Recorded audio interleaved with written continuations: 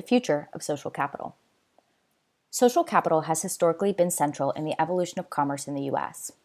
Americans once cherished the trusted relationship they had to their local corner store owner in the early 20th century.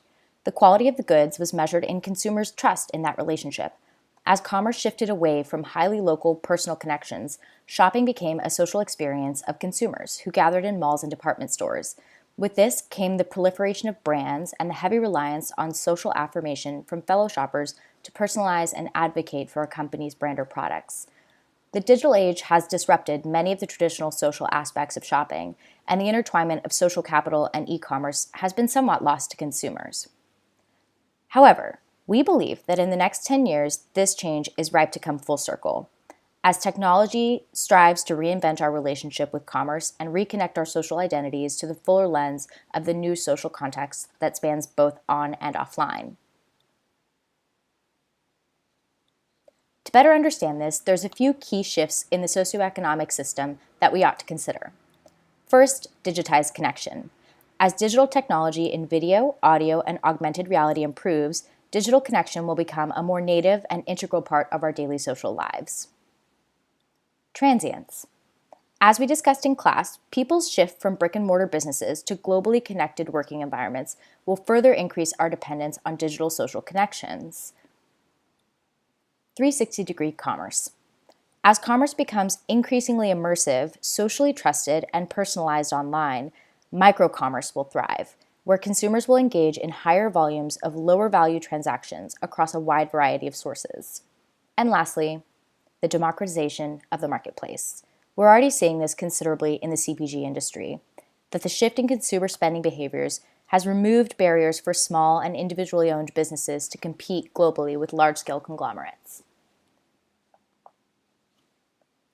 Steemit, Twitch, and Alipay are three examples of companies providing platforms where users can directly reward socially popular and valuable content, defining the value of the content through monetary transactions directly, instead of requiring content creators to rely on advertising.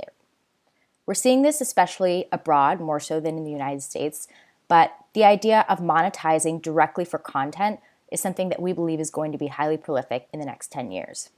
But what is it about these players that makes them successful? For Steemit, they allow the use of different cryptocurrency. From the start, Steemit has allowed the transfer of cryptocurrency between streamers and people that engage. For Twitch, it's encouragement of participation. Competition is rising for Twitch and other players in the market, but to prevent erosion of their market share, Twitch is creating new ways to allow their users to engage streamers and make it easier for streamers to get paid. And Alipay is really protecting its consumers' trust. There's been some distasteful content on Alipay, and they've been quick to act. They've taken notice and taken many measures to discourage this sort of behavior. In a world where social trust and transactions go hand in hand, companies like Alipay are aggressively protecting consumers' trust. So what is the impact on consumer behavior? First, beyond just the shift from traditional retail to e-commerce shopping, we predict that commerce will become increasingly social. Facebook, Instagram, and Amazon Spark have already launched integrated social shopping experiences that accelerate consumers' path to purchase in the e-commerce space. We see this trend continuing, and the traditional digital marketplace page without social context is being phased out.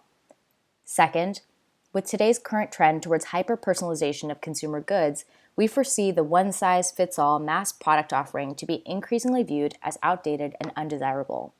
Consumers will expect relevancy and personalization not just in the shopping experience, but in the product as well. In order for businesses to meet this heightened demand for personalization, brands will need to relinquish control of managing hosts of product SKUs and instead deliver dynamic product offerings at scale and establish automated controls that keep production in lockstep with consumer trends. Third, consumers' interactions with brands. Once social shopping experiences and dynamic product offerings take hold, traditional mass media promotion, which is already waning in popularity, will become quickly obsolete. To deploy personalized brand marketing at scale, businesses will have to shift away from traditional marketing promotion and mass celebrity appeal to crowdsourced peer-to-peer brand evangelism, and allow digital influencers to directly influence consumer demand and purchase intent. Organic-focused content sponsorship firms like Relio and Grin will gain share of influence over traditional media and advertising agencies. And lastly, what is the implication for marketers? The first is really in the commercial landscape. Flattening of commerce will trigger heavy competition and deflate the power of individual businesses to play exclusive and meaningful roles in consumers' lives. To compete for this, integrated social and commercial engagement will push business leaders to redesign business models to provide exceptional transactional and social value to consumers.